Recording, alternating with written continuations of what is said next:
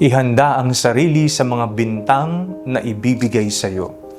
Ako po si Father Fiel Pareha at ito po ang ating segment, ang Daily Devotion, na kung saan tayo po ay magdarasal, magbabasa at magdinilay kasama ng salita ng Diyos sa buong taon. Manalangin tayo. Sa ngalan ng Ama, ng Anak at ng Espiritu Santo. Amen. Halina, banal na Espiritu, liwanagan mo ang aming puso at isip, nang maunawaan at may sa buhay namin ang iyong salita. Amen. Our Bible passage for the day is from the Gospel of St. Mark chapter 3, verses 20 to 21, and I read it for you.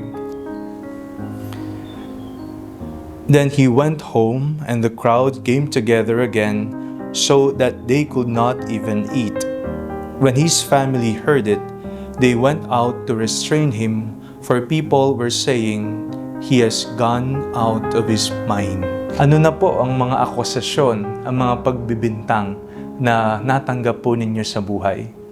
Maaring ikaw ay napagbintangang mayabang na, kasi nagbago ka na raw, o kaya naman mga pagbibintang sa mga problema o sa mga issue na hindi mo naman ginawa. May ibang gumawa, pero ikaw ang itinuturo. Naging biktima ka na ba ng fake news? Sa ating pong binasang Ebanghelyo, napakinggan po natin kung paanong sinabihan si Jesus, "He has gone out of his mind." Nahihibang na siya, nababaliw na siya, wala na siya sa sarili niyang katinoan. Sa buhay po natin dito sa mundo, may mga tao na hindi makakaunawa sa atin. May mga tao na hindi magmamatch kung ano ang ating mga paniniwala, kaya doon magsisimula ang pagbibintang laban sa ating mga pinaniniwalaan. Ano po ang gagawin natin sa mga panahon na tayo po ay pinagbibintangan? Una, manatili sa katotohanan. Ang katotohanan ay si Kristo. Sabi nga ni Jesus, "I am the way, the truth, and the life." Siya ang katotohanan. Kung tayo ay nasa panig ni Jesus, tayo ay nasa panig ng katotohanan. At ipaglalaban natin at tatayuan natin ang katotohanan. Kahit anong mangyayari, hindi tayo magsisinungaling. Hindi tayo gagawa ng kwento para lamang isalba ang ating sarili.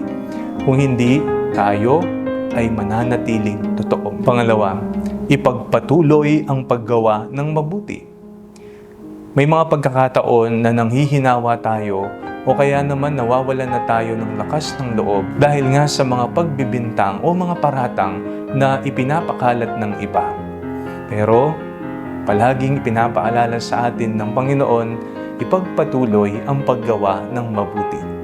Kung alam mong wala ka namang kinalaman o walang ginawang masama, ipagpatuloy mo kung ano ang mabuti at naaayon sa kautusan ng ating Panginoong Hesus. Marami ng fake news sa social media, sa mga apps, sa ating aktual na pamumuhay.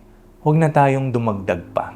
Pagkus, maging pagbabago tayo na sa gitna ng mga kasinungalingan at mga pagbibintang, tayo ay magiging ilaw ng katotohanan. Manalangin tayo. Panginoong Hesus, kayo po ang aming katotohanan. Palagi nawa kaming kumapit sa iyo at huwag matuksong humiwalay sa iyo. Amen. Sa ngalan ng Ama, ng Anak at ng Espiritu Santo. Amen.